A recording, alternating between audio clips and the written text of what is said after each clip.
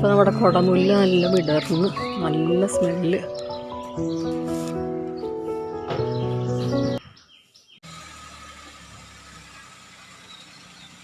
ഇന്നിപ്പോൾ കുറച്ച് ലേഡീസിനെ കാണുന്നുണ്ട്, അതിൻ്റെ ഒരു ഹാപ്പിനെസ് ഉണ്ട്.